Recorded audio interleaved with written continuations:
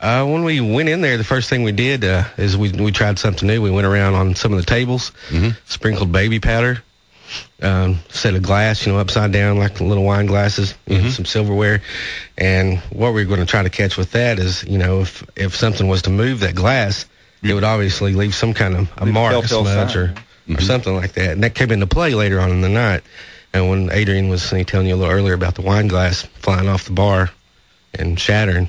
Okay. Now, you get set up and you take in your EVP. What does that stand for? Electronic voice phenomena. All right. And I've heard of this, and I've heard some of them before. They have given us a copy, Shelley Ellis Farrell, of the EVPs. No, that's fine. You're fine. We're going to talk a little bit about it, and we're going to play it after the bottom. We'll play it after the next break because I want to talk more with these guys about this. So, you and the Knoxville News Sentinel guys, you're in Patrick Sullivan's. It's in the wee hours. Talk about what happens, what you're doing. Basically, we split up into several different teams, and we all roamed around the building asking questions with audio recorders and video and night vision. And basically, nothing really happened for a while until Scott and myself and Morgan, I believe. And Morgan. This is Morgan Simmons from the Knoxville News Sentinel. Yes, that's the reporter. Okay, right, yeah. And we all climbed up into the attic of Patrick Sullivan's. I don't know if we were supposed to be up there or not. Yeah, thanks, Frank. And we had another team member at the time, Sean. So actually, we all go up and we sit up there for probably a good 45 minutes, I would say, asking questions, trying to capture some sort of EVP. And while we were up there, by the way, some things started happening as far as we would be in one part of the attic and we would hear something be thrown at the other end of the attic. And it seems like it always happened when we were like, well, we've asked enough questions, let's go back down. Start heading back down, boom. And the good thing is Morgan Simmons, the News Sentinel journalist, he was sitting within 3 or 4 feet of us. He could tell that, we weren't trying to... You're right. And do you think now, let's just go ahead and ask this question. Obviously, you believe in these spirits, and you deal with this. If someone calls you, if someone or goes to knoxparanormal.com, they could email you and say, hey, I got something at my house or at my business. You'll go investigate.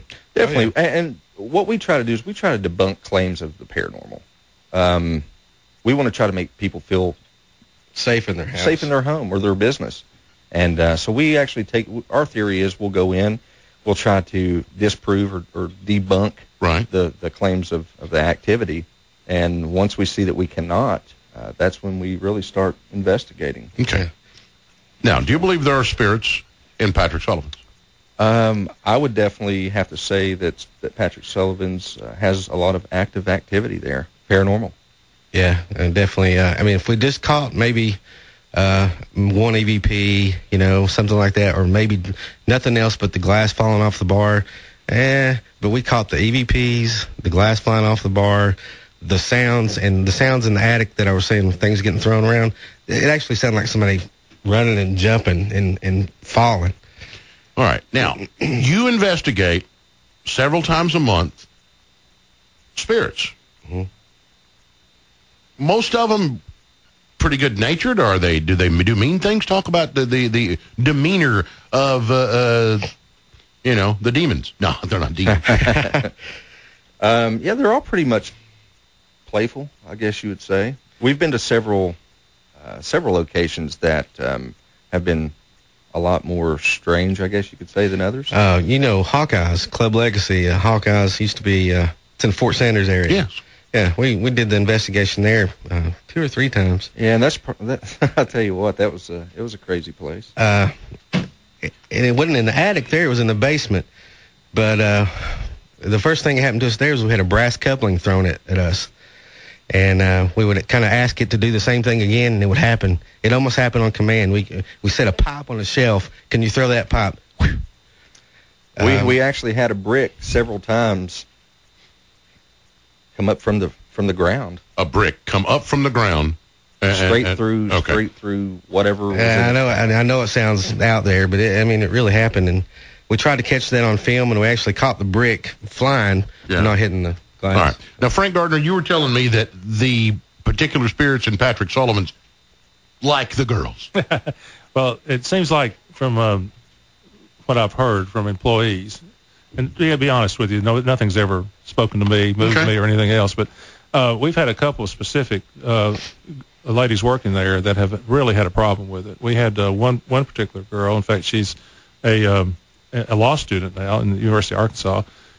She has worked at Patrick Sullivan's on 2 or 3 different occasions, but one particular night she had was closing the upper floor, which is where most of the activity seems to be, was doing her closing duties and felt just a serious tug where her actual shirt was pulled, like on her shoulder, and like somebody coming up and say, "Hey, I want to talk to you," or something like that. Of course, she turns around like, "Okay, who's messing with me?" And turns around. Of course, there's nobody there, nobody upstairs with her. And of course, she just said just her knees just got very weak. Oh yeah, you get that old and she said she said she literally had to sit down and take a chair and say, now what's going on here? And she said it was really difficult for her to feel comfortable finishing her job that night. On a different occasion, she told me that when she was standing behind the bar on the upper floor and she was doing her checkout, that she had this sensation that somebody was trying to nudge her out of her position, basically, just kind of like somebody trying to shoulder you out of the way, if you're standing in a line or something like that. And, of course, I always just said, okay, you've had too many shift beers or whatever the case may be. But and she'd say, well, I'm not supposed to be drinking on the job. And I don't drink on the job. So, and I believe her, and honestly, though, she was really spooked. Well, the women who were with my friend, they were very uncomfortable after it. Now, they stayed and finished their meal and enjoyed it. But the women, after this incident happened where the glass flew off the table, they were very uncomfortable. Well, that's the thing is that we've heard, and this is basically through rumor at first, but it's been kind of confirmed to me by people that were in the neighborhood long before but apparently during after the war, after World War II, and then into the 50s and 60s, of course, that neighborhood down there was extremely rough, to use a mild term.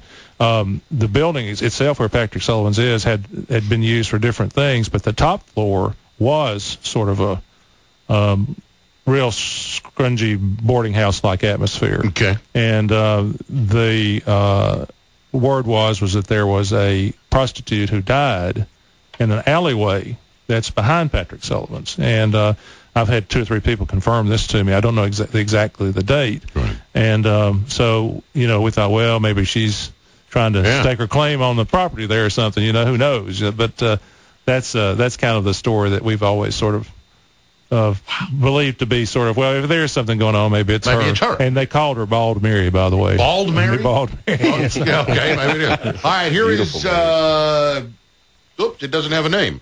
Good afternoon, you're on the Phil Show. Clarita. Hi, Clarita. Hey, this is Clarita. I just wanted to add something to that building. The building was owned by an Italian family who was my great-uncle in the early 1900s, Mike Armetta. He immigrated from Sicily along with my grandfather, who owned the building down the street, which was Frank's place, which was a grocery store. But the Armetta, the Sullivan building, was an ice cream parlor. Where the bar is now, it was an ice cream parlor. And my great-uncle had 8 children that were raised in that building. And if you remember Annie's little restaurant that used to be behind there in that brick courtyard, that was where they sold coal to the Southern Railway people as they came off their shifts. And if you look on the side of the building on Jackson, you'll see where the paint cannot be painted over, I think because it's historical now, that it says the Liberty Ice Cream Company. And that was part of that historical part of that building. Wow. And our family never said, these are my second cousins, and they're mostly deceased now, but we never heard stories about ghosts. But now I'm 50 years old, and my parents had businesses on Central Avenue, and I do remember how dilapidated the building got, and I do remember the story about the prostitute that passed away there. Bald Mary. Wow. But yes, there was an Italian family that was raised there from World War II, or from the Depression. Yeah. After the World War II. All right, Clear. Thanks for the call.